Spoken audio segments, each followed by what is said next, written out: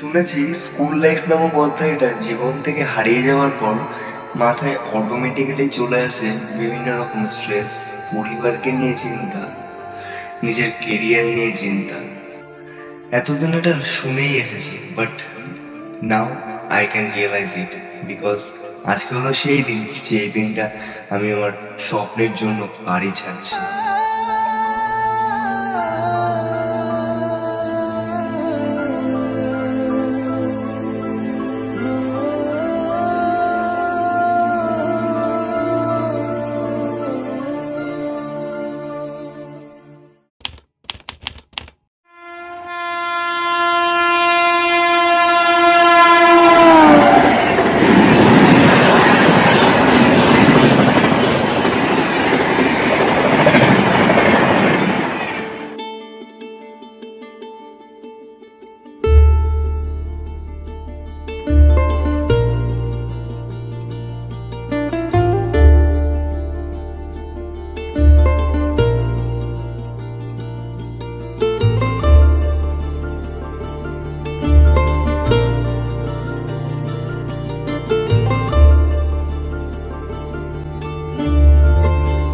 সারাদিন জার্নি করার পর সকাল গড়িয়ে প্রায় বিকেল নেমে আসে।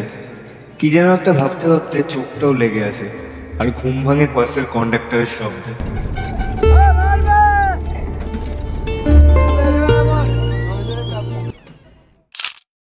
হ্যালো গাইস, আমি সুশান্ত।